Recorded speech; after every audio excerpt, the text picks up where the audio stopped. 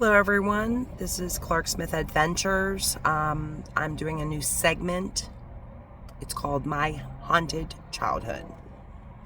Because I have so many experiences that I literally don't even, I have to start recording them because some of them are just unbelievable, but they are all true.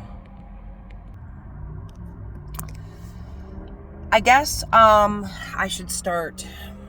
This is like part one, of course, but I guess I should start at the beginning, which was my first paranormal experience that I can remember.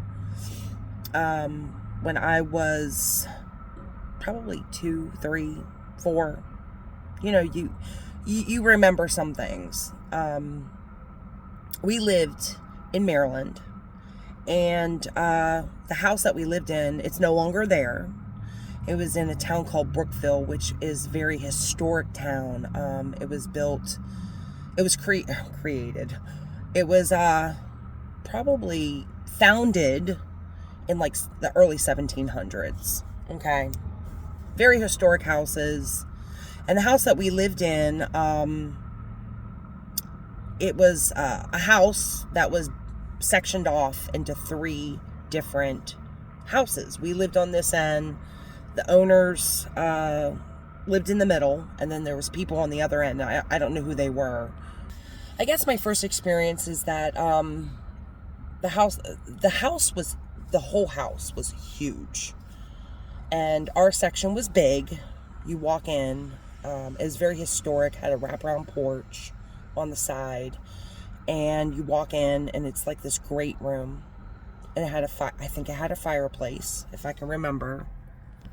Sorry, I'm waiting for my pizza. They told me 45 minutes. I was like, what? Anyway, and then you pass the fireplace, and to your left is the stairs that go straight up. You pass that stairway, and there was like these glass double doors that went into another living room, and I think that's where we had like a dining room, and there was a TV in there.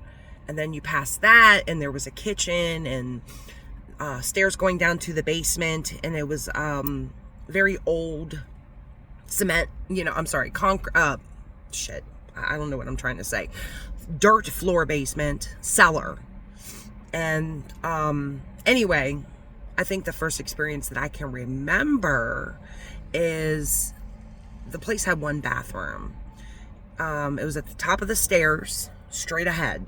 There was 1 bathroom. The bathroom was big, and it had a claw foot tub. And I remember my mom, giving me a bath. I'd be in there by myself, and she would walk out because she like forgot something, or I was probably like 3 years old. And I remember playing in the tub, and this lady in a full, huge dress coming in after my mom would leave the bathroom. She would come right in.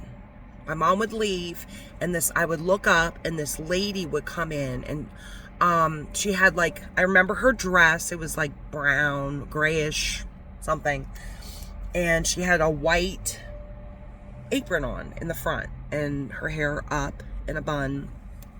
And I was like 3 years old, so I didn't really pay attention to her, but I was playing with my toys in the tub. I always loved the bathtub. The clawfoot bathtub was huge because sorry, my mother's calling me. Not now, mother. Not now. I have to text her later, but anyway, so anyway, I would look up, and she would be like doing stuff. She would like going over to the sink and like fixing something, or going over to where all the towels were, and like do. And she'd come over to me, and I think her name was Clara. Like, that's the first thing that pops in my head, is her name is Clara. And she would come up to me and, hi, and are you okay? And she'd like wipe something off my face. And then she would get up and she would leave. And then my mom would come in. That I remember. Swear to God, that shit happened. And I wasn't really scared because, I was really young and I didn't really get it. I didn't really understand, what was happening. So then that happened. That happened on several occasions, I remember. And then I remember there were Civil War soldiers in my bedroom. At the top of the stairs, instead of going straight to the bathroom, you would make a right and it would go to I shared a room with my brother. And I would, it was a huge room. And they had, and I don't know where my parents got these chalkboards, but there was like chalkboards dividing our bedroom. Mine was in the front. You go past the chalkboards. My brother's section was in the back. He had bunk beds. Okay. So I remember on several occasions me playing toys with Civil War soldiers. No shit. I remember my brother had this ambulance. And I remember that thing would go off by itself. I don't even know if it had batteries in it. I'm not even quite sure. It would go off by itself. And we would push it back and forth to each other. And he'd push it back to me. I don't know the name of these Civil War soldiers. There was 2 of them that I can remember. The first one would just sit, like, not Indians, but like sit on his knees and just like stare. And he had blood coming down the side of his face. And he had on a blue, like, northern suit with buttons. I remember the buttons, the shiny buttons, because I remember going up to one of the buttons and like, oh, because I'm like 3-4 years old, and I thought it was just like the greatest thing, seeing all these shiny buttons.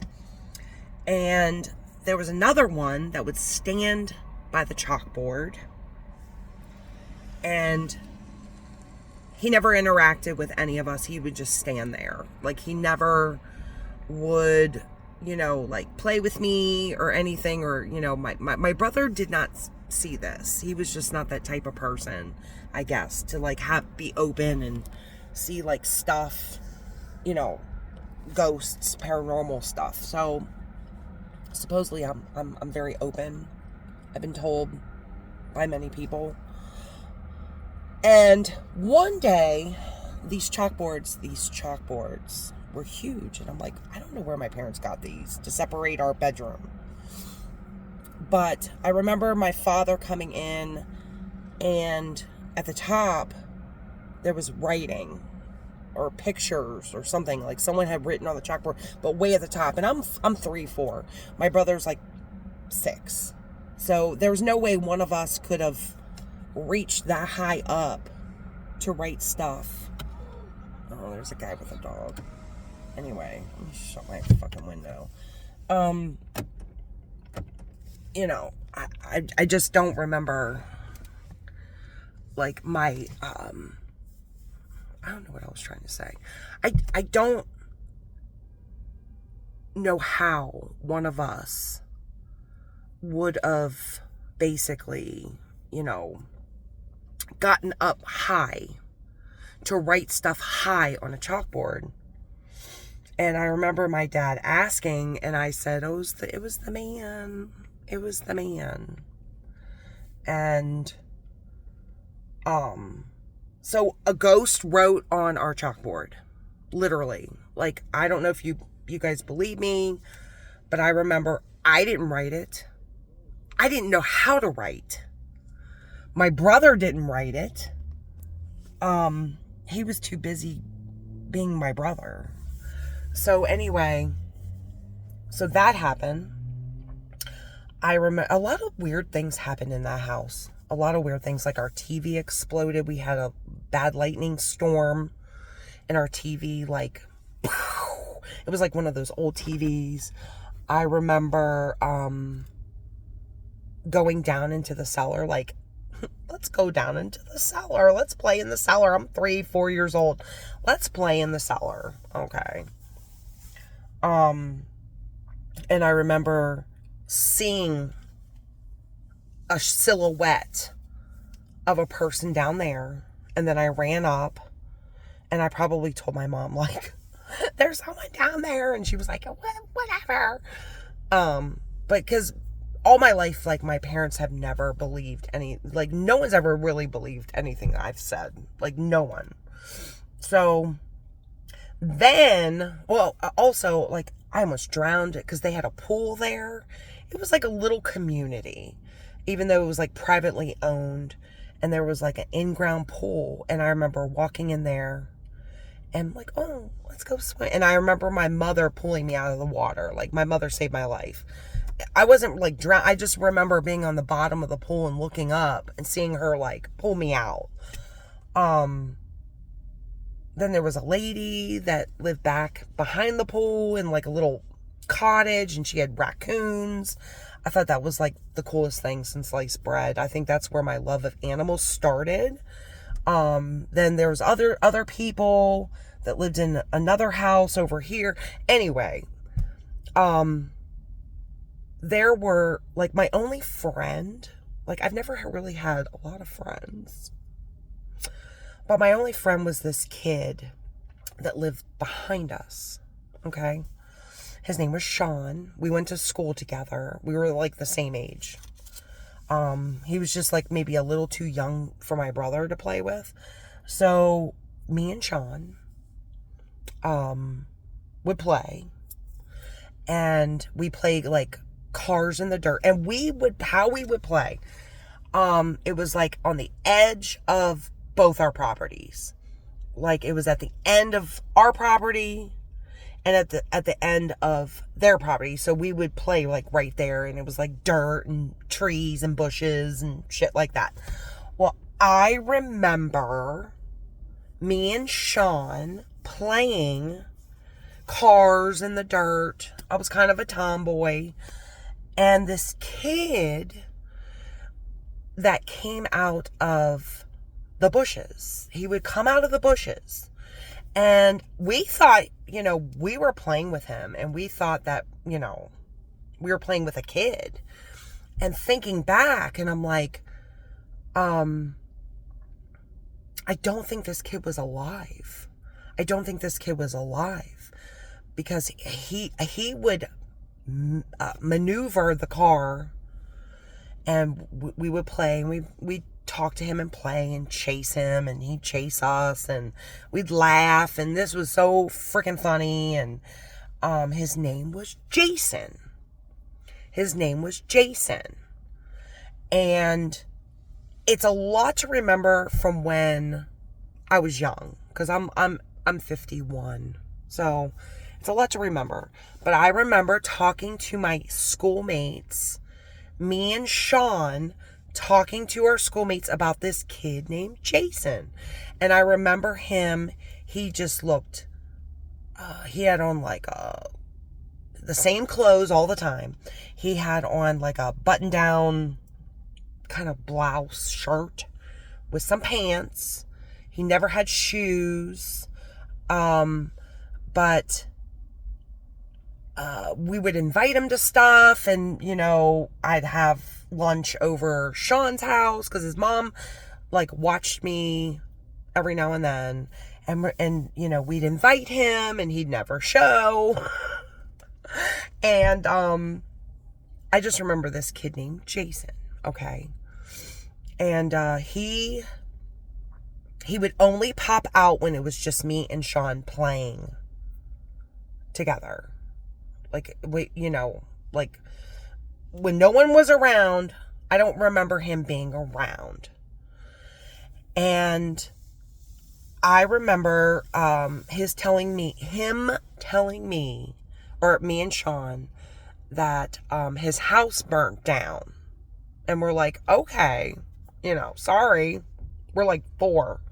And we're like, oh, okay. And I'm like, I live there, and I'm pointing to my house, and Sean, he's like, I remember him saying, like, my house burned down.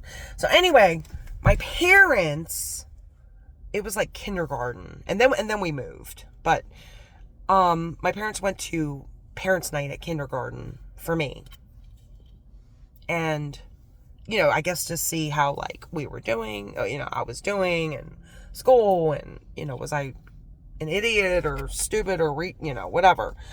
So my parents and the teacher's like, so how's Jason, to my mom? And my mom's like, who? Amy's brother, Jason. She talks about him all the time. Her and Sean talk about him. And they play together. And he's bad. And he does this. And my mom's like, he's fine. So she gets home and she's like, who's Jason?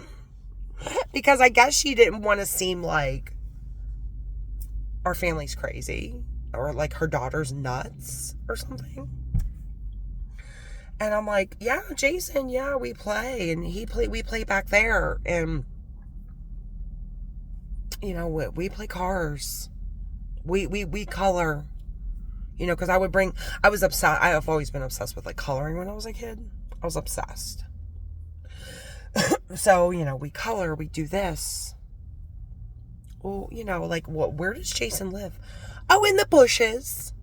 He lives in the bushes. So I think that kind of freaked my mom out a little bit. Excuse me. But that is like part 1 of like my paranormal experiences, my haunted childhood. I have many, many, many, many, many, many other ones. Some of them not so scary. Some of them just very subtle. Things happen. You're like, oh. But that is part 1. And stay tuned if you want to hear more, because I have plenty more. And I have one when I was a kid. I was extremely traumatized by another one. So I'm trying to think anything else with that. I had a friend named Poppy. She lived in a very haunted house that was down the road in the town of Brookville. If you don't know about Brookville, please look it up. It is extremely haunted. It's extremely historic and old. It's like a Civil War. Actually, I think it's like pre-Civil War. It's like Revolutionary War town. And I just remember her telling us, like, I see a lady in my bedroom, and like it's a ghost. And I never went to her house, but her house looks creepy as shit. It looks creepy. It looks like there's like ghosts in there. But anyway, thanks for listening, and I'll be back with another my haunted childhood. I'm gonna go get my pizza now. Everyone have a good night. Mwah.